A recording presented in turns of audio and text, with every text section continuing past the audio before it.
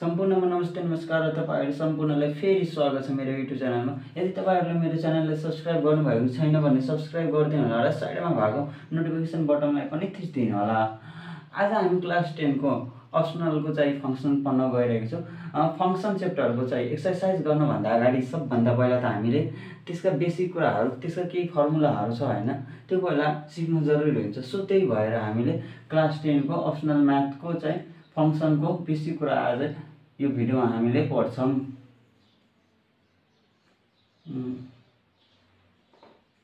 Class 10 optional math. Today we are discussing the first chapter, that is function. अब हामी त फंक्सनको बारेमा त क्लास 8 क्लास 9 देखि नै पढिरहेको हुन्छ हैन। अब फंक्सन चाहिँ सबभन्दा पहिला त हामीले चिन्न जरुरी हुन्छ कि गिभन दिएको चाहिँ कुरा फंक्सन हो कि हैन भनेर हैन। त जहिले पनि हामी आज मैले तपाईहरुलाई फंक्सन चिन्ने एउटा आइडिया दिइरा छु है साथीहरु।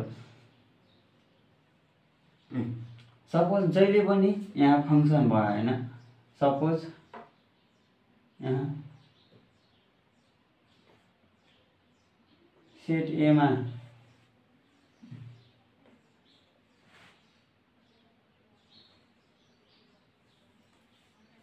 डाइरेक्ट म्यापिङ डायग्रामबाटै गरौँ न।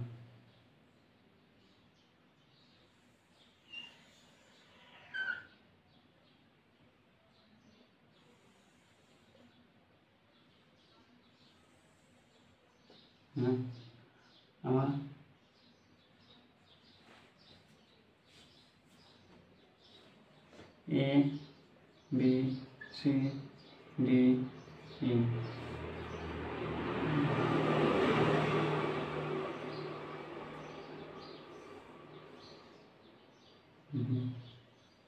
वन टू थ्री एक दुई तीन चार पाँच। अब यस्तो छ हैन साथीहरु। अब ए को रिलेसन 1 सँग, बी को रिलेसन चाहिँ 2 सँग पनि अनि 3 सँग पनि हैन। यसैगरी सी को रिलेसन यति ल, यो दुईटालाई मेट्दियौ हैन। अब यहाँ के भन्छ भन्दाखेरि यो गिभन क्वेशन जुन छ यो चाहिँ फंक्सन हो त, identify whether it is function और नट। सबभन्दा पहिला हामीले यहाँ जुन फर्स्ट सेट हुन्छ नि ए, यसलाई हामीले छोराले डिनोट गर्ने, यसलाई हामीले बुवाले डिनोट गर्ने हैन साथीहरु। अब यसलाई अब हामीले यसमा के गर्ने भन्दाखेरि जहिले पनि यहाँ के छ, यहाँ छोरा छ यहाँ बुवा छ हैन। अब एउटा छोराको एउटा बुवा त हुन्छ। अब यहाँ एउटा छोराको दुईवटा बुवा हुन्छ त, के यो पोसिबल छ त? एउटा छोराको दुईवटा बुवा हुन्छ त? हुँदैन नि। सो त्यही भएर यो इट इज नट फंक्सन हैन साथीहरु। अब यसै गरी अब हामीले हेरौँ त,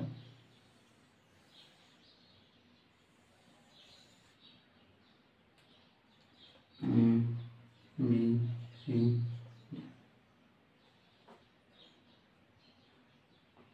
1 2 3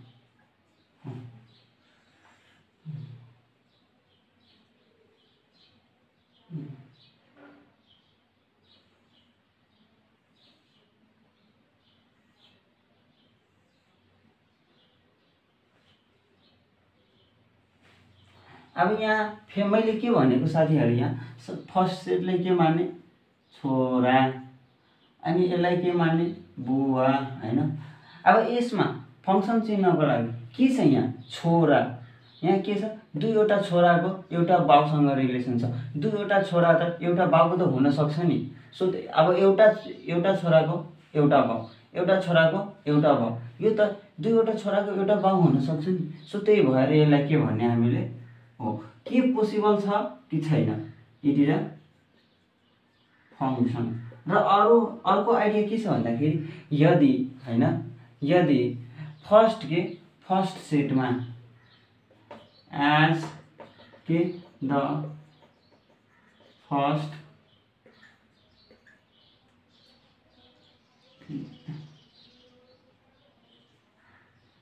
as the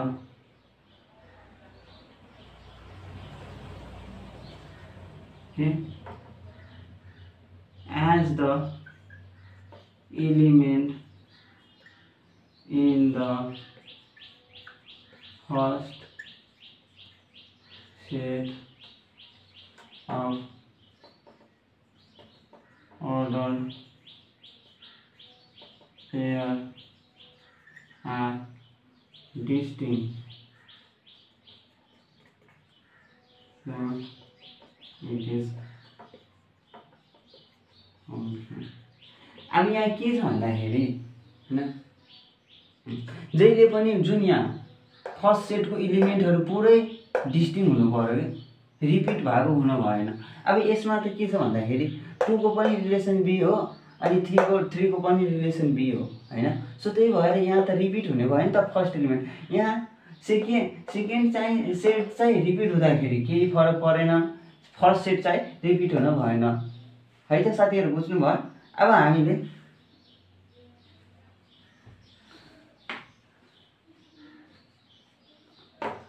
हामीले कम्पोजिट फंक्सन पढ्छौं।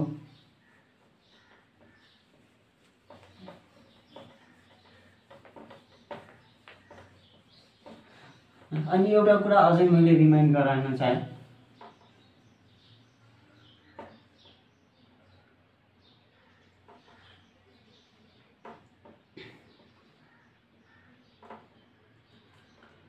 सपोज सेट ए मा 1 2 3 4 बी मा चाहिँ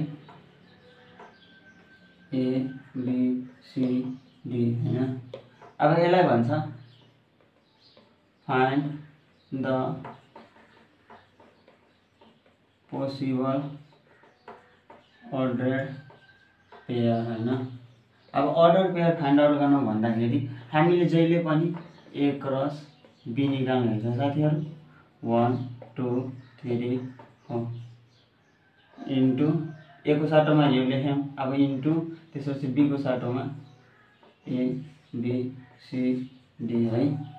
अब यसलाई जहिले पनि यो फर्स्टलाई यो चारवटैसँग गर्ने है त। 1a 1b 1c र यो 1d। त्यसपछि यो सेकेन्डको पार्ट फर्स्टको पार्ट सक्यो, त्यसपछि यो सेकेन्डलाई चाहिँ यो चारवटैसँग गर्ने है त। त्यसपछि 2 1 2a 2b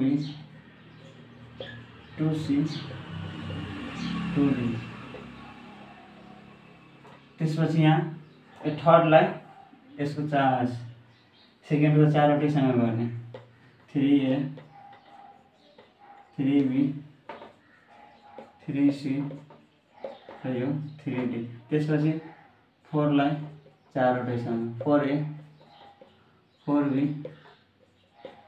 4c अनि यो 4d। यसरी मिडल ब्र्याकेटले अगाडि दिने हैन। त्यसपछि यहाँ हामीलाई के भन्छ डोमेन लेख्न। त डोमेनमा जहिले पनि के फर्स्ट एलिमेन्टहरु लेख्ने है त साथीहरु। 1 2 3 4 यो अहिले जुन म गरिरहेको छु त्यो 9 क्लासकै रिभाइज गराउँदै छु। अब डोमेन, त्यसपछि रेन्ज, यहाँ रेन्जमा के छ। अब रेन्जमा जहिले पनि यो सबैको रिलेसन योसँग छ नि, सो त्यही भएर रेन्जमा सेकेन्ड सेटको इलिमेन्टहरु लेख्ने। त्यसपछि अब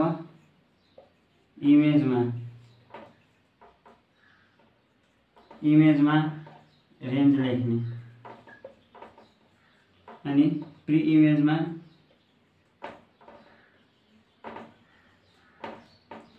डोमेनका इलिमेन्टहरु लेख्ने।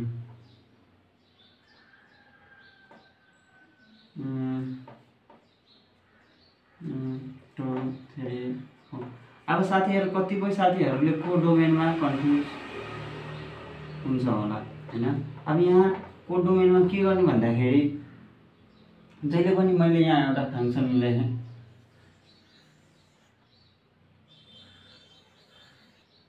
हैन, 1 2 3 हैन, A B C D।